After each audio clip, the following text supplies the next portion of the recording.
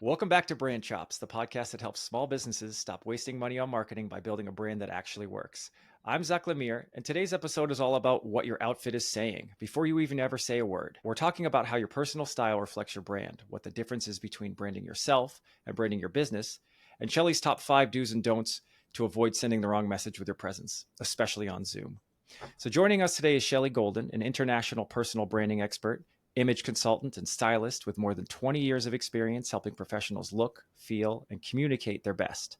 She's worked with everyone from executives and entrepreneurs to speakers and consultants, and her approach goes way beyond what's hanging in your closet. So thanks for joining us today. Oh, thanks for having me. Pleasure to be here. So let's just start at the top. How do you define personal branding in today's world? Is it all about image, or is there more beneath the surface? So I define personal branding. Everybody has their own little way of fine tuning it. It's how people remember you, period. How do they remember you from all the different places that you show up? What are they saying about you when you're not in the room? So whether it talks about your integrity or the way you present yourself, the quality of the business that you conduct. So it's all these things is all part of your personal brand. Yeah, I mean, a lot of times it's about your brand attributes too. Right. There's a guy that I've met at through another networking group, and he has this red baseball hat. Doesn't have any logos on it. Doesn't have anything else, but he's the red hat guy, and he actually has a book about it. And people recognize him in crowds. They recognize him everywhere because he's never without that red hat, and it's become a brand attribute, and it makes it easy for you to recognize him and remember him. And it's funny, we were going through an exercise in another networking group, and they were just saying, what do you know about these people? And they put us in groups, and we were just supposed, and people kept giving me feedback that I'm always well kept and well dressed, especially for a creative. And it's like, they're expecting me to have like rainbow colored mohawk or nose ring in my eyebrow or something crazy. But it's funny how people's perceptions really set the tone for an interaction before you even speak. Again, just to your point, it is a big part of your brand, and it speaks volumes before you even have to say anything. Exactly. Even like, so for example, last night I was at a networking dinner, and I don't know, like part of the exercise was write a little note to the person to the left of you and the person to the right of you. Okay. And the person to the left of me, I have known for, I don't know, 6, 7, 8 years. And one of the things she wrote on her little love note of sort, she's like, you always walk the walk and talk the talk. You always look the part of an image consultant. She's like, every time I've seen you, which for me, that's really important, that I always look the part. So whether I'm in person, I'm on a podcast, I'm giving a presentation, I'm in an in-person networking group, I'm speaking to an audience, I always need to look the part, because if there's that one person that might be interested in what I do, I need to look the part, because they're not going to look to me for advice as somebody to guide them, to help them elevate how they show up in the world, because that's really what I do, is elevate how people show up in the world and create that personal brand. I lost all credibility. Walking the walk and talking the talk is really important on all the different platforms, which we'll talk about a little bit later. Absolutely. And I think that's interesting, because as much as people probably don't want to be judgmental, we're hardwired to do it. We're hardwired to identify and judge and qualify and quantify, and we're not even thinking about it. It's actually funny, because I was in the gym this morning and I saw a personal trainer in there, and the personal trainer was overweight. And just to your point, it's like, how can you trust that they know what they may know what they're doing, but they're not embodying the result? So it's hard to feel like this is the right person, the right solution, or that they even have what it takes to get to the end that you're looking for when it comes to that. And the same thing with personal branding and stylists. Exactly. Really, and again, different people are looking for different things. And one of the things that I am very good at, that I feel that is super important, to understand demographics, and you probably deal with demographics all day long as well. One of the many first questions I ask is, who is your demographic that you are looking to attract? Maybe not that you are currently attracting, but who do you want to attract? So kind of the avatar of sort. Maybe it's not just a single avatar, but who do you want to attract? What's the age demographic? What is the race, the income level of this demographic? How do you want to show up? Because people feel comfortable with like. Mm-hmm. And, Mm-hmm. the interesting thing, when you see somebody, like you were saying, you saw your personal trainer. And I was thinking I had hired someone to do some catering for me, and she was really obese. And when I saw her, she came out of this little tiny, it must have been like a VW bug, and she must have weighed over 300 pounds. And I'm thinking, oh, okay, I don't think she's going to be able to run around this big property, which is maybe a little prejudice. But my point is, when we see somebody, the first thing that our lizard brain detects is socioeconomic status. So is this fight or flight? Is this somebody that I should walk on the other side of the street from? Is this somebody that I want to get to know and nuzzle up a little closer? So fight or flight is the very first thing. Is this person safe? And then actually, interestingly, the next thing you see is color. Like skin color or color of clothing? Color. Okay. Yeah, no, that's very interesting that you say that, the fight or flight thing.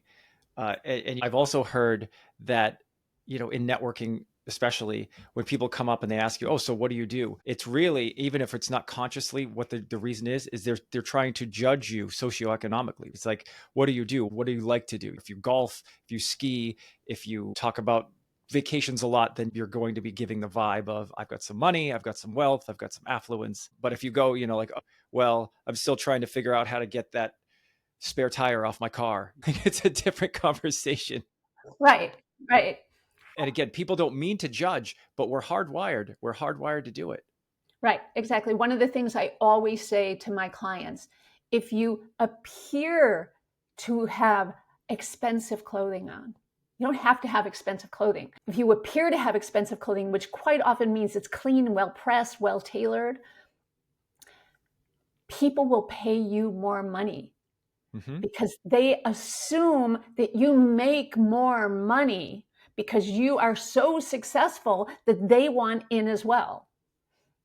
Yeah, we talk a lot about this, about perception is reality, right? And that's what branding really is Exactly. You're building and you're nurturing that perception.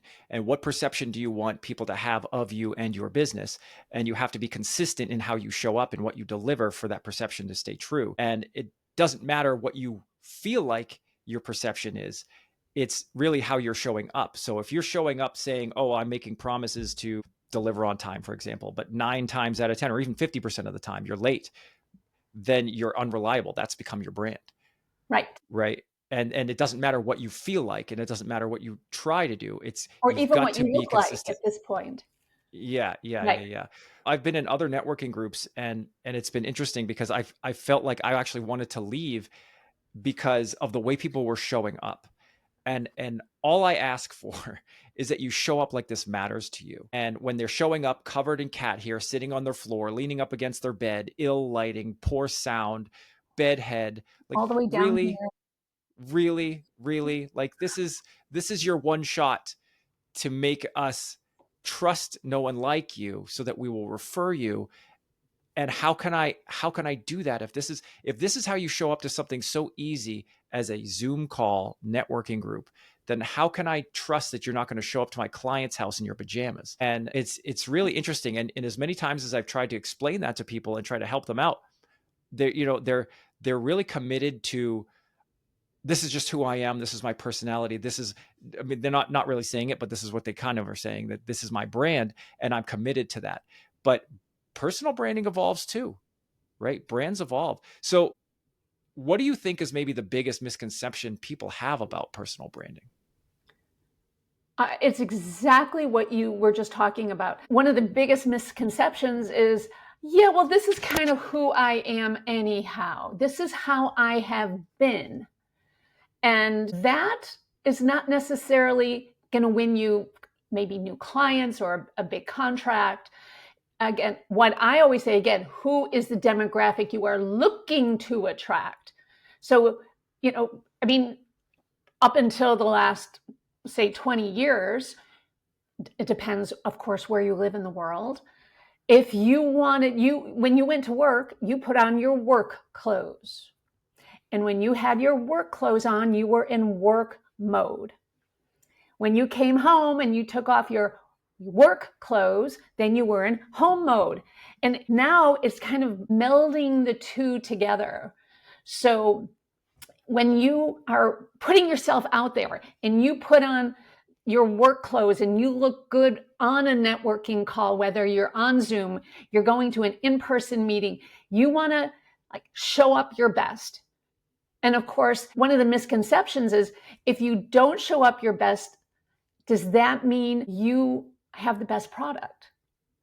So if there's two marketing guys at a networking event and one has his hoodie on and kind of faded jeans, who's maybe super brilliant, and the other one has a green polo on, as you do right now, and maybe you have a nice pair of jeans and a nice pair of shoes. It depends who wants to hire you. Just because you might be a little better dressed, how do you show up to the people you are trying to attract? That's the big thing. Who's looking to hire you is one of the main points. Like when you start working with a client, you want to know who they want to attract. I know the mission is not the first thing you ask them. I was just listening to one of your podcasts. That is not the first thing you ask. So that's one of the first things I ask when I have clients who are speaking on stage, for example. Whether they are speaking, one of my clients, she spoke at TechCrunch magazine's international conference. There were 3,000 people. And she was speaking on stage. So who's the audience? But I always ask, what color is the background? So whether people know it or not, but she was talking to a tech relatively young, 20s, 30s, 40s year old people in tech. I didn't want to put her in a suit, even though she's an attorney. I wanted her to wear something a little bit edgy, but commanding attention, a little bit edgy, a little bit feminine, but not overly frou-frou, because then they wouldn't take her seriously. Mm-hmm. So for clients who are giving TED Talks, it's really important when you're doing a TED or a TEDx talk, what are you talking about? And again, who is your audience? Because that video will live on the internet forever. I had a gentleman, I worked with a whole TEDx talk. I just worked with everybody who was speaking at that particular TEDx with what they were wearing. And this one guy who was probably about 60 years old, I think he was retired from tech in Silicon Valley. And he's like, yeah, well, I always wear black t-shirts, that's just kind of what I wear. And I'm like, okay, is that how you want to show up in the video that's going to be out there forever? Is, shown around the world? Is that how you want to come across? And he's like, oh, maybe not. Maybe just because in Silicon Valley, a black t-shirt is just fine, but maybe in the rest of the world, it is not. So he actually wore a really beautiful kind of a silvery gray sport coat with a black t-shirt under it. So he still felt like he had his brand, but he stepped it up a notch. Yeah, it's interesting because the devil really is in the details. And for me, if I see somebody that's showing up to something that's important, right? A network meeting, event, whatever it is, a business call, and they're wearing something sloppy, or they're unkempt, or their background is all terrible, or their bed's unmade, or something, you know what I mean? It's just a very unprofessional vibe. I know that my first thought is, if this is how they're showing up to this simple call and they're not paying attention to the details, then how many details are they going to not pay attention to in the actual work I'm about to hire them for? And it's, you've probably heard this before, how you do one thing is how you do everything. And so when you see somebody that is skipping steps and cutting corners and not having good time management and not able to present themselves very well, you wonder, well, how deep does this root go as far as how it's going to impact all the other things? And it's interesting to see how people don't understand that. But also, going back to the tech thing, is branding is built over time based on consistency. Like whatever brand you feel like you want it to have, your brand is based on the experience. And what I've said a million times is the promises that you keep. It's not even the ones that you make, because you can make a promise every day. And if you're breaking a promise every day, then the only brand you've built is that you're a promise breaker, because that's the only thing you've done consistently. Right. And so that can work against you, but that can also work for you in the tech field, especially. Never before have you ever seen someone wear a hoodie with a sports jacket over it. No. And it'd be acceptable. But because of the consistency of these types of people that are disrupting industries and starting tech companies and being very, very successful, you've seen that that's no longer, in that case anyway, an indicator of a poor performing person. If anything, they're trying to take maybe a page out of the Einstein book, and I'm going to wear the same thing every single day so I don't have to think about it, so I can be more efficient or whatever. But because they've been consistent and they've delivered consistently over and over and over, it's changed the brand of what that looks like. Now, if I was to show up like that, or if you were to show up like that, different context, different situation, and I think it would be a different perception as well. And like we said, perception is reality. So it's interesting because, you got to be careful what you're being consistent in, because of that consistency equaling part of the promise that you're making to the people that you're working with, right? Like, how often do you show up on time? How well do you present yourself? Even, the standard, look me in the eye and shake my hand with firm handshake, type of thing. And, you get a clammy, weak handshake from anybody, and it does make an impact, and it's not necessarily the right one. Right. And so the devil is in the details. And so you have to be detailed. Like right now, you're looking at me right now. I have specifically chosen to use a microphone so that my sound is good. I've got equal lighting that is the same temperature on both sides so that I have better lighting.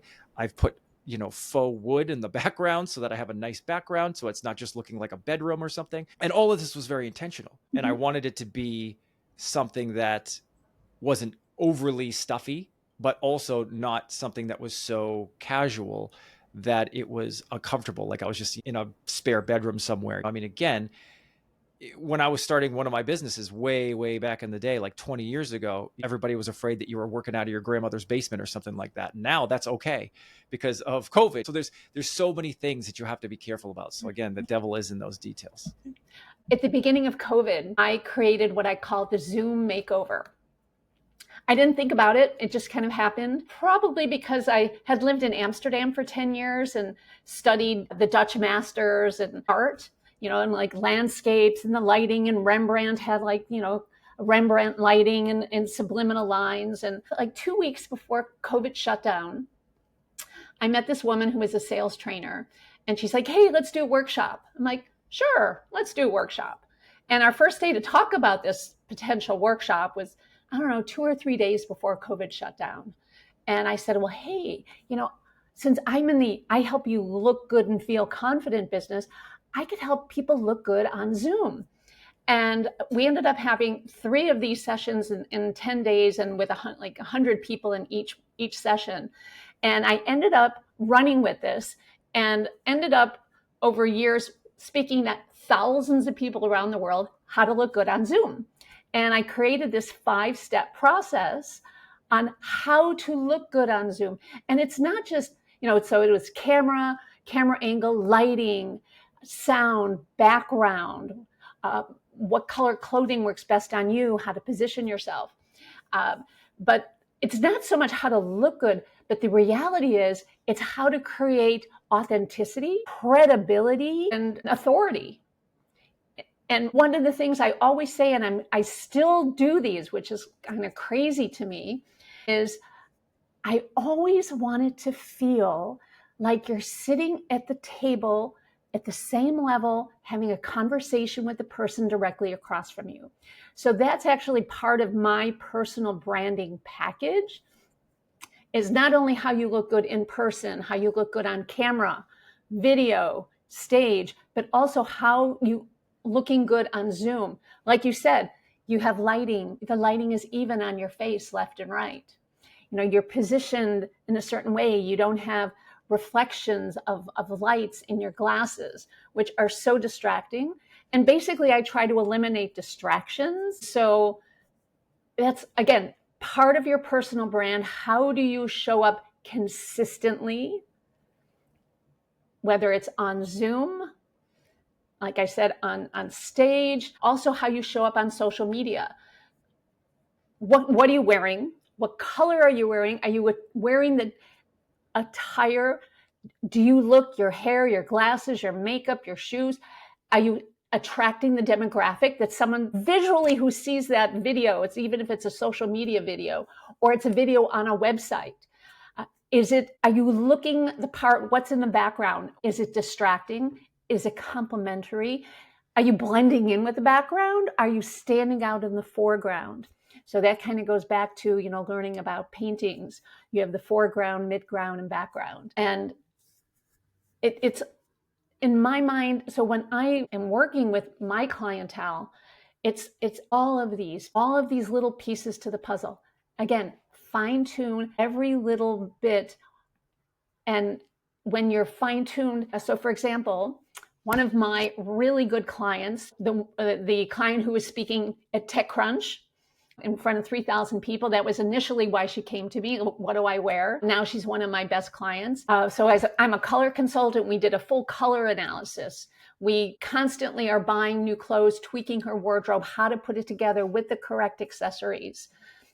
She also has a podcast. What image does she use to promote her podcast? Another little thing that I do as part of the Zoom makeover part of my business is I make custom virtual Zoom backgrounds based on your skin, your hair, your brand colors. And again, who's the audience you're looking to attract and who are you? So I made a custom virtual Zoom background for her business as an immigration attorney, but also for her podcast and everybody in her law office. She wrote a book. What image should we put on her book from the images that she did a branding shot? We've actually recolored some of those images. What color should we make it? Because we're going to be using it on this medium. So when you have the right colors, it really pops. And again, that's all part of her brand. And she actually said to me that since she started working with me, I'd say about within 2.5, 3 years, her business has increased 3 to 4-fold. Wow. Because we have elevated how she shows up on all of her different platforms. So she is consistently elevated, and she feels more confident. She carries herself differently. She presents differently. People look at her differently. And instead of, like I say, as an immigration attorney, getting one client here, one client there, she's asked to speak on multiple stages. She's having companies come to her and saying, will you represent our entire company? Because she looks the part. So that's part of all the, personal branding, head to toe, on, like I say, in person, on stage, on camera, on video for social media, and also how you present yourself on Zoom, whether you're in a networking meeting, you're giving a workshop, a presentation, it all matters. Yeah, and I say this all the time, that your brand is partly, you have to think about it like, what bait do you need to be to catch the fish that you want to catch? And I feel like a lot of I people love in that. business, I never heard that term. I love that term. right? And it's like, so Yeah. a lot of people in business will go deep sea fishing, right? And they'll put a boot on the end of their hook, and then they'll get so mad at the ocean for not serving them more marlin, even though they're like, but I have a fish finder and have this. I don't know why I'm not catching these fish, because you threw a boot in the water. What do you expect? You don't even know what kind of bait you have to be to attract the fish you want to catch. And that's really the whole game. It's the whole game is, how do you show up? How are you consistent? What promises are you keeping? And how are you consistent across platforms, like you said? And in some cases, it's okay to be more casual. In some cases, it's not. And it's just like developing a brand voice and tone, right? Your voice is pretty consistent, but your tone changes based on the context. You're not going to fire someone and hire someone with the same tone of voice. You're not going to deliver bad news and good news with the same tone of voice, but it will be the same voice. It'll just be toned to different, to the Mm-hmm. context. So Fine again, tuned. Yeah. yeah, exactly. And so, I think this is a good point to pivot into personal versus corporate branding. So why should someone care about their personal brand if they're not the face of the company? The importance of caring about your personal brand, if you're, say, in a corporate environment, is because everybody is still looking at you. If you want to move up to that next level, if you look the part, maybe you might be considered for that next level part. Occasionally, when I don't work with too many 20-year-olds, but like in the 30-year-old range, a lot of people who are still, I live in Silicon Valley, there's a lot of people that work in corporate in Silicon Valley. I always say, what is your 40-year-old boss wearing? What is your 45-year-old boss wearing? To me, that's kind of the midpoint. And I say, let's dress like them. Because that's, if you're in your 30s, you're going to take one step up. You kind of want to go one step at a time. You don't want to look inauthentic. So if you step up, what is your 40-year-old boss wearing and you're in your 30s? That's how you might want to present yourself to elevate your personal brand within a corporate environment. So in the meantime, that's elevating the whole company, because if they're going to then hire you for that next level, you are increasing the value of the company because of how you present yourself to the outside world and how the company as a whole looks to the outside world. So I kind of use 40, 45 as this kind of mid-range because, first of all, clothing is designed for 20, 30, 40-year-olds, period. That's clothing is designed for that age range. But interesting, so I'm a costume historian, and I can't escape without giving a little bit of history of costume, Zach. And just kind of giving you a little bit of information that I think you as a man would find interesting. How did business casual start? In Hawaii, so Hawaii became a state in 59. So in 1961, 62, the Hawaiian Fashion Guild wanted to sell more Hawaiian shirts. Like, oh, that makes sense. So what they did is they printed up a whole slew of Hawaiian shirts, gave them to the politicians and said, here, wear them on Fridays to promote Hawaiian shirts. And that was the beginning of business casual. But who was wearing that in the 70s and 80s? The guys right now who are 60 and in the 60 range. And what was business casual? Like even going through the 80s and 90s as well. It was a light blue button-down shirt and khaki pants. Right? That was business casual for so many years until it became jeans. So you don't see anybody under 45 wearing a light blue shirt and khaki pants. You only see men over that age. So just, first of all, a little tidbit of history of costume and how business casual started. In California being closest to Hawaii, that's why it started in California, and California is still the most casual of the big metropolitan areas across the country because of the Hawaiian Fashion Guild. I like the way that you used the word costume, because honestly, everything is a mask or a costume that we wear every day, whether we're casual or professional. We're always wearing something. You got to leave the house, whether you care about yourself enough to so back in the day, for example, nobody ever wore pajamas to the plane, right? To a retail store. People, it was an occasion. It was a thing where you dressed up and everything was really, tight and buttoned up, and it was very professional. And now, I mean, there's such a laissez-faire kind of attitude about it, and it's so commonplace. And there's even whole brands that are like athleisure wear or some, new made up thing so that it's okay for you to wear your pajamas in public 24/7. And in fact, with my children, I have a rule, because they love to stay in their pajamas. If they could rot in their pajamas and be buried in in their pajamas, they would. But I have a rule like, listen, I don't care if we're going nowhere today.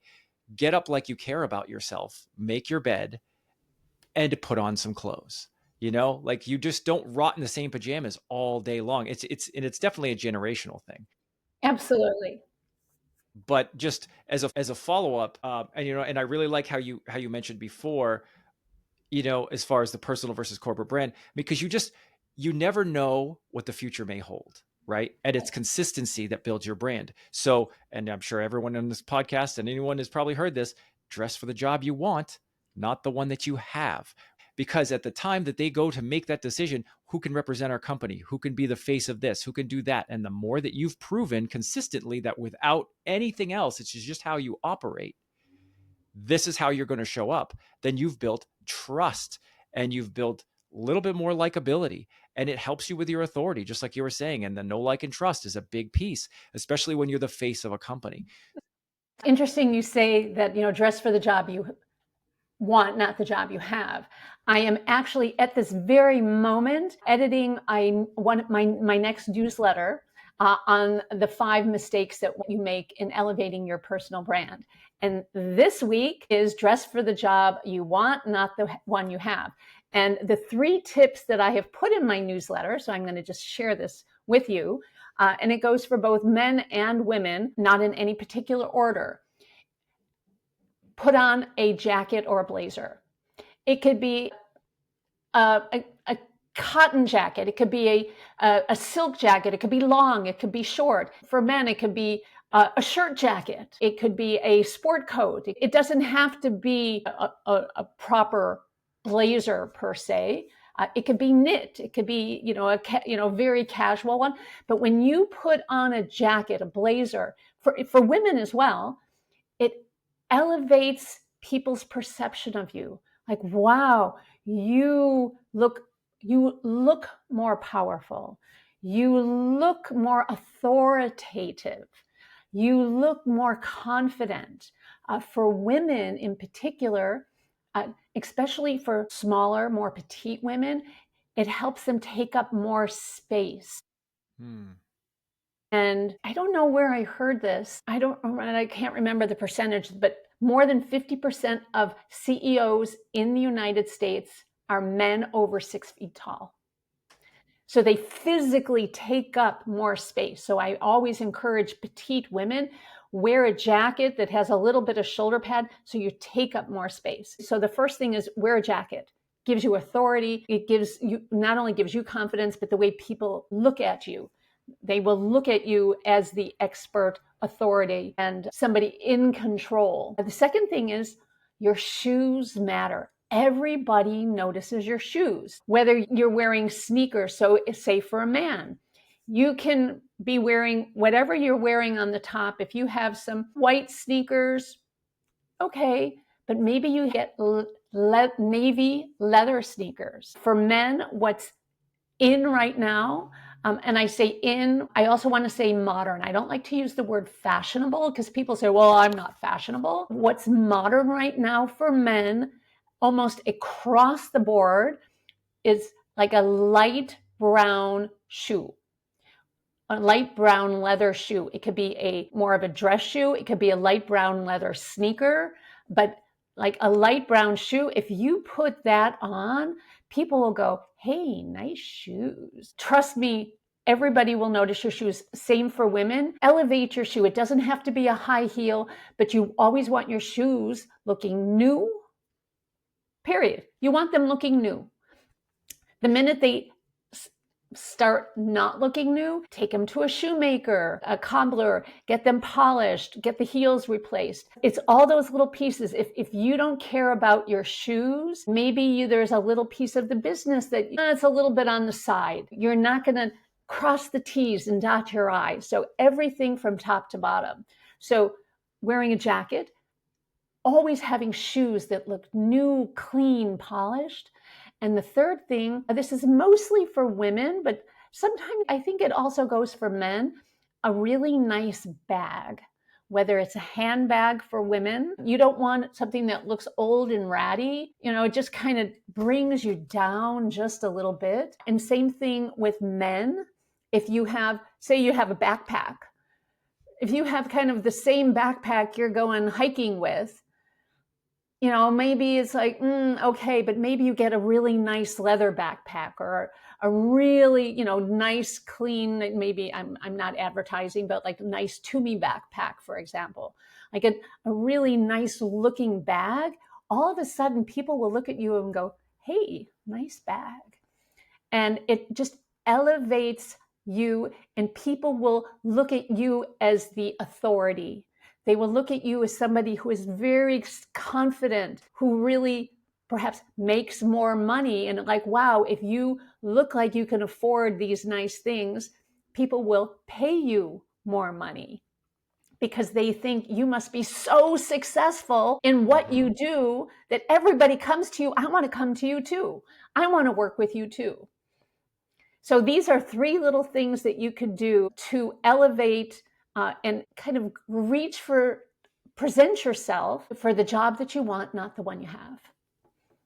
That's great advice. That's great advice. And again, the devil is in those details. I totally agree with the bag and the shoes. I tend to, in all of my networking groups, I will wear a blazer, I'll wear a buttoned up shirt, I'll wear Mm-hmm. jeans sometimes, I'll wear chinos sometimes, and Mm-hmm. I'll wear a variety of shoes. But I don't, I'm also, we talk a lot about archetypes in the show and just in general and for branding. And I'm one of my archetypes is a creator. And so I don't like things that are repetitive or cool. I don't like things, if it's cool, I hate it because it's built for the status quo. It's built for the populace. And I like things that are weird and different and wild and crazy. And so that's always been a conflict for me when I'm dressing, because I also want to come off professional. So I have a combination where sometimes I'll wear the jeans, but they are very nice jeans, and I make sure all my suits are tailored. And you don't have to spend $1 million on them. We have a local place, and they'll do $300-400 suit, and they'll tailor it right to you. And that right there, wearing an ill-fitting suit is one of the biggest things that's going to make you look bad. And so Absolutely. I have these boat shoes that are like the navy and the leather brown. I have a leather satchel that I use. It's just little things, and I try to make sure that my belt and my shoes and my bag match most of the time, or they're at least complementary. But at the same time, I am still a little weird, and I am still very creative. So I have this one thing that I usually do that is just my freak flag flying, and it's usually just a weird pair of socks. So sometimes it's a seagull stealing a piece of pizza. Sometimes it's rocket ships. Sometimes it's pickles. Sometimes it's just eyeballs. Sometimes it's just whatever. I have so many pairs of socks. It's ridiculous. I have one pair of socks that looks like a shark eating my leg, and I wear them to almost every business thing that I do. And here's the thing, right? Because they're not so in your face, but at the same time, it becomes something that makes me memorable because we'll talk about it and it'll be like, oh, I love your socks. Or if my pants tend to go up, people will come and be like, love the socks, love the socks. But it doesn't detract from my professional presence because I'm always well shaven. My hair is done. I'm clean. I've got to try to be put together, but I still want to let some of my personality hang out. And so it's interesting that you This is your say that. brand. Yeah. And This it's is your something that brand. it's hard to see the label from inside the bottle. So when you're trying to brand yourself, it's very challenging. That's why people come to us to help them brand this. People come to you to help them brand. And I feel like also with men, especially, we have less options for clothing most of the time. If you go to any formal event, 9 times out of 10, you're going to see every man wearing a black suit, blue suit, white shirt, black shoes. It's the same outfit. Everybody's wearing the same outfit with a variety of ties, but the women, it's a wild variety of the different styles and outfits and colors. And it's always usually well put together. And I don't know if this is a cultural thing or a social thing, but I feel like women have more options and more freedom to be more creative with their look without the judgment. Like if a woman's wearing something very bright, very colorful, very, very flowy, or Yeah. it's definitely going to be a source of conversation and a topic and a conversation starter over if a man walked in with a suit that was the same color scheme and the same thing with flowers all over it with a as the woman even standing next to her, you'd look weird as the man. And it's just this weird thing that has just kind of been built in society where we only have like 3 options. We have a tux, a suit, or pajamas. It's kind of like really it's all we have. It's the same thing with Pajamas again. hairstyles. Yeah. No, Most people are it's always very wearing the same true. hair too. It's very true. It's much more limited for men, especially when I am working with my clients. How do we make something special. Maybe it's the texture, maybe it's the color, maybe it's the trim, like how to make something a little bit special stand out, men and women. But I also know textiles. So when I'm choosing textiles for my clients, a shirt, a jacket, whatever it may be, it's all about the fabric. Sometimes for me, the trim, the details in the fabric, because it makes all the difference. And of course, the tailoring. If you do one thing, both men and women, so important, have your sleeve length adjusted to be perfect. Nothing says you look more put together than when your sleeve length is perfect. And this is especially true for women who are not used to having things altered. Men, you have a, kind of growing up with a suit or a sport coat or dress pants, like, oh, get the tailor, have it altered. But women are not. And especially petite women, they tend to roll up their sleeves, which is, nothing says I have short arms more so than rolled up sleeves. So I am a very big proponent of having your sleeve length perfect. Say you have a jacket or any over piece, a sweater might be a little different. But if your sleeves are long on this jacket you're wearing, actually to you, it feels too big. It looks too big to people looking at you. If you have the sleeves at the correct length, first of all, it elevates that you have taken care of and you present yourself in the best possible light. I'm always trying to help my clients look taller, leaner. Everybody wants to look taller and leaner. And nothing says that more than having your sleeves and pants the right length. That's a great point. I think the first formal dance I ever went to as a kid, I had a hand-me-down suit jacket, and I was so embarrassed to wear it because the sleeves were probably down to my knuckles, and I knew I looked ridiculous. Nobody really cared at that point because, we're talking like junior high or middle school or whatever. But it's something that stayed with me, which is why I insist on getting things tailored. And again, the devil's in the details. You've got to be consistent. Color in design is very, very important. There's an emotional tie to color, but also when it comes to your skin tone, some colors don't work and some colors do.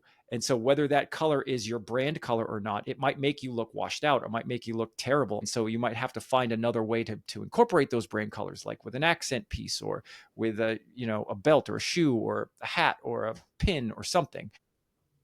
But the point is that when you look good, you feel good. And when you feel good, you create that energy. Everything's really about energy. That's part of what people attract, That's right. And if you're in a room and you're confident and you feel good in your body and you feel good in your space, and this is where I think a lot of the challenge is, and maybe we could have a part 2 about this, about how to dress yourself based on different body types. But, I'll tell you this, when I was 300 pounds and morbidly obese, I was wearing lots of layers and lots of dark colors because shadows were my enemy. And, now I'm probably in the best shape of my life. I'm definitely not athlete by any stretch of the imagination, but for me, I'm in the best shape of my life. And it's funny how just the difference in choice of color that I use, because I'm not so self-conscious about the shadows of a light color showing, my dad bod. But I want to thank you so much for sharing your insights. This was such a refreshing take on branding from the inside out. But if you guys want to learn more about Shelley's work or explore a personal branding session, head to shelleygoldenstyle.com and be sure to follow her on LinkedIn for more practical tips. We'll put all these links in the show notes and in the social media stuff. And if this episode helped you rethink how you're showing up digitally or otherwise, hit follow, leave a review, share it with a colleague who you think could use a style refresh. And remember, your brand starts before you speak. And Shelley just gave us the tools to make sure we're saying the right thing. As always, thanks for listening to Brand Chops, where we chop up brands to see what they're made of. We'll see you next time. Brand Chops is brought to you by the fine people at Pivot Creative. Pivot Creative is a full-service branding and marketing agency that partners with businesses to build brands that connect so that every dollar you spend is an investment and not an expense. If you need some branding or marketing guidance, a website, a new brand, or want to learn more about one of the topics we cover on the show, please reach out to us at pivotcreative.com. If you know someone that would benefit from learning more from one of our shows, please share the episode. Visit brand-chops.com. And as always, like and subscribe if you find this content to be helpful. See you next time on Brand Chops, where we chop up brands to see what they're made of.